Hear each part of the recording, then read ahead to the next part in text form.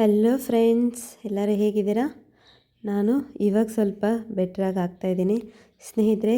ಇದು ಎಣ್ಣೆ ಬದನೆಕಾಯಿ ಸ್ನೇಹಿತರೆ. ಇದನ್ನು ಹಲವಾರು ಜನ ಹಲವಾರು ರೀತಿಯಲ್ಲಿ ಮಾಡ್ತಾರೆ. ಒಬ್ಬೊಬ್ಬರು ಒಂದೊಂದು ರುಚಿ, ಒಂದೊಂದು ಟೇಸ್ಟು, ಒಂದೊಂದು ಥರ ಮಸಾಲೆ ಡಿಫ್ರೆಂಟಾಗಿ ಮಾಡೋ ಅಂಥ ಎಣ್ಣೆ ಬದನೆಕಾಯಿ ಇದು. ನಾನು ಮಾಡ್ತಾ ಇರೋದು ಅಚ್ಚ ನಮ್ಮ ಕನ್ನಡದ ಸ್ಟೈಲು ಸ್ನೇಹಿತರೆ. ಇದು ತುಂಬ ಅಂದರೆ ತುಂಬ ಚೆನ್ನಾಗಿರುತ್ತೆ. ಅದಕ್ಕೆ ಬೇಕಾಗಿರೋದನ್ನೆಲ್ಲ ನೋಡ್ಕೊಳ್ಳೋಣ. ನೋಡಿ, ನಾನಿಲ್ಲಿ ಬದನೆಕಾಯಿ ವಾಶ್ ಮಾಡಿ ಎತ್ತಿಟ್ಕೊಂಡಿದ್ದೀನಿ. ಅಂದರೆ ನಮ್ಮ ಮಸಾಲೆಗೆ ಬೇಕಾಗಿರೋವಂಥ ಎಲ್ಲ ಸಾಮಗ್ರಿಗಳು ಇಲ್ಲಿ ತೆಗೆದಿಟ್ಕೊಂಡಿದ್ದೀನಿ. ಇದಕ್ಕೆ ಬಂದು ನಾವು ಯಾವುದೇ ಥರ ಪೌಡ್ರನ್ನು ಯೂಸ್ ಮಾಡಲ್ಲ. ಇದನ್ನೆಲ್ಲ ಹುರ್ಕೊಂಡು ನಾವು ಗ್ರೈಂಡ್ ಮಾಡ್ಕೋಬೇಕಾಗತ್ತೆ. ಒಂದೊಂದಾಗಿ ನೋಡೋಣ ಬನ್ನಿ. ಫಸ್ಟಿಗೆ ನಾನಿಲ್ಲಿ ಬದನೆಕಾಯಿಗೆ ಒಂದು ಬಟ್ಲು ಇಟ್ಕೊಂಡು ಬಟ್ಲಲ್ಲಿ ನೀರಿಗೆ ಉಪ್ಪು ಹಾಕ್ಕೊತಾ ಇದ್ದೀನಿ. ನಾವು ಬದನೆಕಾಯಿ ಕಟ್ ಮಾಡಿ ಉಪ್ಪು ನೀರಲ್ಲಿ ಹಾಕ್ಕೊಳ್ಳೋವಾಗ ಏನಾಗುತ್ತೆ, ಕಹಿ ಆಗೋಲ್ಲ, ಟೇಸ್ಟು ತುಂಬ ಚೆನ್ನಾಗಿ ಬರುತ್ತೆ. ಆ ರೀಸನ್ಗೋಸ್ಕರ ನಾವು ನೀರಲ್ಲಿ ಉಪ್ಪು ಹಾಕ್ಕೊಂಡು ಅದರಲ್ಲಿ ಬದನೆಕಾಯಿ ಕಟ್ ಮಾಡಿ ಒಂದು ಸ್ವಲ್ಪ ಹೊತ್ತು ಬಿಟ್ಟರೆ ನಮಗೆ ಆ ಬದನೆಕಾಯಿ ಬ್ಲ್ಯಾಕ್ ಆಗೋದಾಗಿರ್ಬೋದು ಅಥವಾ ಕಹಿ ಬರೋದಾಗಿರ್ಬೋದು, ಅದು ಬರೋಲ್ಲ. ಟೇಸ್ಟ್ ತುಂಬ ಚೆನ್ನಾಗಿರುತ್ತೆ ಸ್ನೇಹಿತರೆ. ಮತ್ತು ಯಾರೆಲ್ಲ ಫಸ್ಟ್ ಟೈಮ್ ನನ್ನ ಚಾನಲ್ ನೋಡ್ತಾ ಇದ್ದಾರೋ ಸಬ್ಸ್ಕ್ರೈಬ್ ಮಾಡ್ಕೊಳ್ಳಿ. ನನಗೆ ಒಂದು 15 ದಿವಸದಿಂದ ಹುಷಾರಿರಲಿಲ್ಲ, ಹಾಗಾಗಿ ವಿಡಿಯೋ ಅಪ್ಲೋಡ್ ಮಾಡಲೇ ಇಲ್ಲ. ಮತ್ತು ಇನ್ನು ಮುಂದೆ ಕಂಟಿನ್ಯೂ ಆಗಿ ವಿಡಿಯೋನ ಅಪ್ಲೋಡ್ ಮಾಡ್ತೀನಿ. ನೋಡಿ, ನಾನಿಲ್ಲಿ ಒಂದು 3 ಸ್ಪೂನಷ್ಟು ಕಡಲೆ ಬೀಜನ ತೊಗೊಂಡು ಹುರ್ಕೊತಾ ಇದ್ದೀನಿ. ಅದನ್ನು ಹುರಿದು ಸೈಡಿಗೆ ಇಟ್ಕೋಬೇಕು. ಮತ್ತು ಒಂದು 1.5 ಸ್ಪೂನಷ್ಟು ಧನಿಯಾಕಾಳು, ಒಂದು ಅರ್ಧ ಸ್ಪೂನಷ್ಟು ಕಡಲೆಬೇಳೆ, ಅರ್ಧ ಸ್ಪೂನಷ್ಟು ಉದ್ದಿನಕಾಳು, ಒಂದು 1/4 ಟೀ ಸ್ಪೂನಷ್ಟು ಕಾಳು ಮೆಣಸು, ಒಂದು 2 ಸ್ಪೂನಷ್ಟು ಎಳ್ಳು ಮತ್ತು 2 ಬ್ಯಾಡಗೆ ಮೆಣಸಿನ್ಕಾಯಿ, ಖಾರಕ್ಕೆ ಎಷ್ಟು ಬೇಕೋ ಅಷ್ಟು ಒಣ ಮೆಣಸಿನ್ಕಾಯಿ. ಇದು ಬೆಳ್ಳುಳ್ಳಿ ಬಂದು ಆಪ್ಷನಲ್ಲು, ಹಾಕ್ಕೊಳ್ಳೇಬೇಕನ್ನೋದೇನಿಲ್ಲ. ನನಗೆ ಬೆಳ್ಳುಳ್ಳಿ ಫ್ಲೇವರು ತುಂಬ ಇಷ್ಟ, ಹಾಗಾಗಿ ನಾನು ಬೆಳ್ಳುಳ್ಳಿ ಹಾಕ್ಕೊತಾ ಇದ್ದೀನಿ. ಇವೆಲ್ಲ ಹಾಕ್ಕೊಂಡು ಒಂದೆರಡು ನಿಮಿಷ ಆದಮೇಲೆ ಒಂದು 2 ಕಡ್ಡಿ ಕರ್ಬೇವಿನ ಸೊಪ್ಪು ಹಾಕ್ಕೋಬೇಕು. ನೋಡಿ, ಈ ಥರ ಗೋಲ್ಡನ್ ಬ್ರೌನ್ ಆದರೆ ಸಾಕಾಗುತ್ತೆ. ತುಂಬ ಏನು ಫ್ರೈ ಆಗಬೇಕಾಗಿಲ್ಲ, ಅಂದರೆ ತುಂಬ ಸೀದೋಗೋ ಥರ ಬೇಡ. ಮೀಡಿಯಮ್ಮಾಗಿ ಈ ಥರ ಗೋಲ್ಡನ್ ಬ್ರೌನ್ ಬರೋ ತನಕ ನಾವು ಎಲ್ಲ ಸಾಮಗ್ರಿಗಳನ್ನು ಫ್ರೈ ಮಾಡಿಕೊಂಡ್ರೆ ಸಾಕಾಗುತ್ತೆ. ಮತ್ತೆ ಹೇಳ್ತೀನಿ, ಬೆಳ್ಳುಳ್ಳಿ ಬಂದು ಆಪ್ಷನಲ್ಲು, ನಿಮ್ಗೆ ಇಷ್ಟ ಇಲ್ಲಾಂದರೆ ಬೇಡ. ಮತ್ತು ನಾನಿಲ್ಲಿ ಕಡಾಯಿ ಇಟ್ಕೊತಾ ಇದ್ದೀನಿ. ನಾವು ಕಟ್ ಮಾಡಿ ಇಟ್ಕೊಂಡಿರೋಂಥ ಬದನೆಕಾಯಿನ ಎಣ್ಣೆಯಲ್ಲಿ ಫ್ರೈ ಮಾಡ್ಕೊತೀವಿ. ಎಣ್ಣೆಯಲ್ಲಿ ಫ್ರೈ ಮಾಡ್ಕೊಳ್ಳೋದ್ರಿಂದ ರುಚಿ ತುಂಬ ಚೆನ್ನಾಗಿರುತ್ತೆ. ಮತ್ತು ನೋಡಿ, ನಾನಿಲ್ಲಿ ಹುಣಸೆಹಣ್ಣು ಯೂಸ್ ಮಾಡ್ತಾಯಿದ್ದೀನಿ.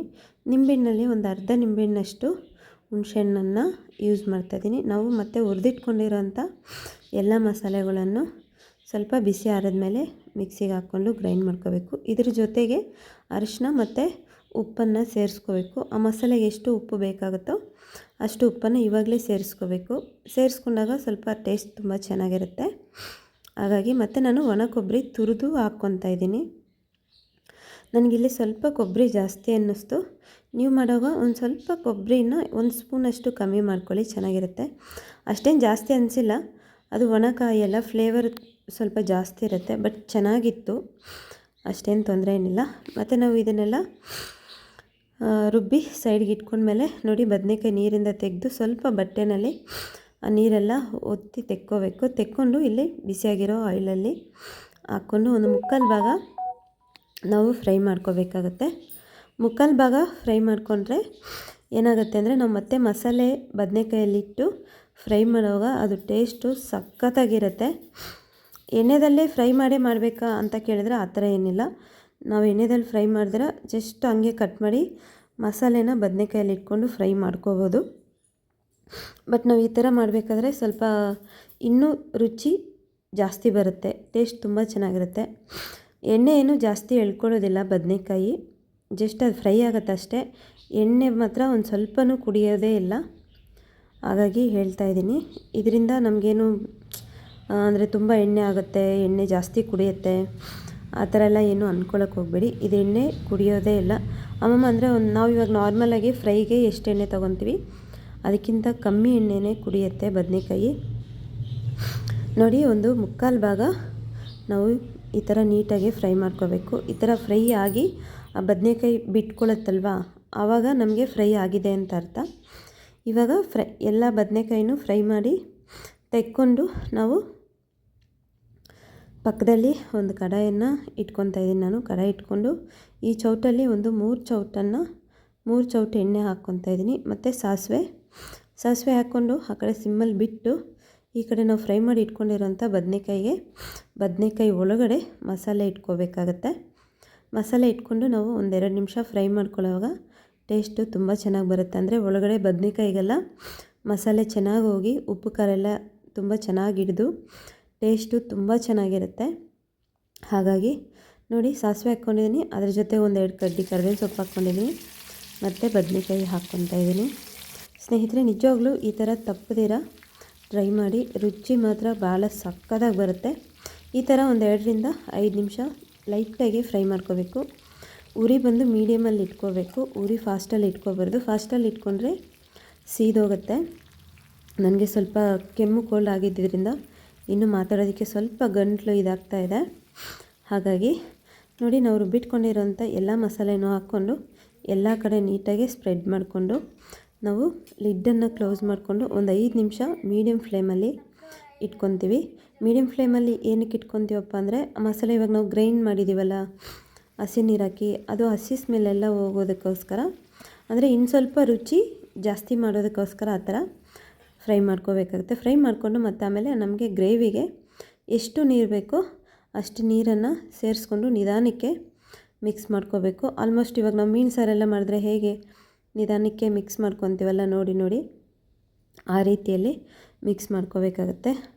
ಒಂದು ಸತಿ ಚೆನ್ನಾಗಿ ಮಿಕ್ಸ್ ಮಾಡಿಕೊಂಡು ಉಪ್ಪು ಖಾರನ ಚೆಕ್ ಮಾಡ್ಕೋಬೇಕು. ಈ ಸ್ಟೇಜಲ್ಲಿ ಉಪ್ಪು ಖಾರ ಚೆಕ್ ಮಾಡಿಕೊಂಡು ಉಪ್ಪು ಖಾರ ಏನಾದರೂ ಹೆಚ್ಚು ಕಮ್ಮಿ ಇದ್ದರೆ ಹಾಕ್ಕೋಬೇಕು. ಸ್ವಲ್ಪ ಗಟ್ಟಿ ಇದೆ, ಯಾಕಂದರೆ ಕುದಿಯೋಷ್ಟರಲ್ಲಿ ಇನ್ನೂ ಸ್ವಲ್ಪ ಗಟ್ಟಿ ಆಗುತ್ತಲ್ವ, ಯಾಕೆಂದರೆ ನಾವು ಕಡಲೆ ಬೀಜ ಎಲ್ಲ ಹಾಕಿದ್ದೀವಿ. ಹಾಗಾಗಿ ಸ್ವಲ್ಪ ನೀರು ಹಾಕ್ಕೊಂಡಿದ್ದೀನಿ.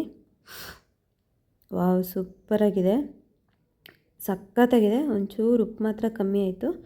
ಸ್ವಲ್ಪ ಉಪ್ಪನ್ನು ಹಾಕ್ಕೊಂಡು ಒಂದು ಸತಿ ಮಿಕ್ಸ್ ಮಾಡಿ ಮತ್ತು ನಾವು ಇನ್ನೊಂದು 5 ನಿಮಿಷ ಮೀಡಿಯಮ್ ಫ್ಲೇಮಲ್ಲಿ ಕುದಿಯೋದಕ್ಕೆ ಇಟ್ಕೊಂಡ್ರೆ ನಮ್ಮದು ಸಾರು ರೆಡಿ ಆಗುತ್ತೆ. ಸ್ನೇಹಿತರೆ, ನಿಜವಾಗ್ಲೂ ಈ ಥರ ಟ್ರೈ ಮಾಡಿ, ತುಂಬ ಅಂದರೆ ತುಂಬ ಚೆನ್ನಾಗಿ ಬರುತ್ತೆ. ಲಿಡ್ ಕ್ಲೋಸ್ ಮಾಡಿಕೊಂಡು ಅದ್ರ ಪಾಡಿಗೆ ಅದು ಕುದೀಲಿ ಒಂದು 5 ನಿಮಿಷ. ಸ್ನೇಹಿತರೆ, ಇದು ಅಚ್ಚು ನಮ್ಮ ಕರ್ನಾಟಕ ಸ್ಟೈಲ್ ಆಗಿರುತ್ತೆ. ಅಂದರೆ ಇವಾಗ ಇನ್ನೂ ಬೇರೆ ಥರ ಎಲ್ಲನೂ ಬದನೆಕಾಯಿ ಗ್ರೇವಿ ಮಾಡ್ತಾರೆ, ಎಣ್ಗಾಯಿ. ನಾನು ಮಾಡಿ ತೋರಿಸ್ತೀನಿ. ನಮ್ಮ ಮನೆ ಹತ್ರನೇ ಬದನೆಕಾಯಿ ಗಿಡ ಹಾಕಿದ್ದೀವಿ. ಅದರಲ್ಲಿ ಇನ್ನೊಂದು ಥರದ ಮಸಾಲೆ ಮಾಡಿದ್ರೆ ತುಂಬ ಸಖತ್ತಾಗಿರುತ್ತೆ.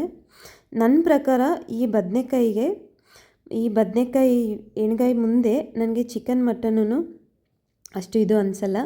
ನನಗಂತೂ ತುಂಬ ಇಷ್ಟ ಇದು ಬದನೆಕಾಯಿ.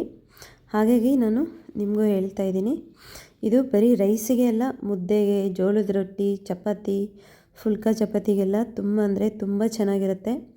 ಸ್ನೇಹಿತರೆ, ಈ ಸಂಡೇ ನನ್ನ ಮಗನ ಬರ್ಡೇ ಬರುತ್ತೆ. ಇದು ಮಾಡ್ತಾಯಿದ್ದೀನಿ. ನಾನು ನೆಕ್ಸ್ಟು ಆ ವಿಡಿಯೋನೂ ಅಪ್ಲೋಡ್ ಮಾಡ್ತೀನಿ. ಯಾರೆಲ್ಲ ಫಸ್ಟ್ ಟೈಮ್ ನೋಡ್ತಾಯಿದ್ರೆ ಪ್ಲೀಸ್ ಸಬ್ಸ್ಕ್ರೈಬ್ ಮಾಡಿ, ಒಂದು ಲೈಕ್ ಮಾಡಿ.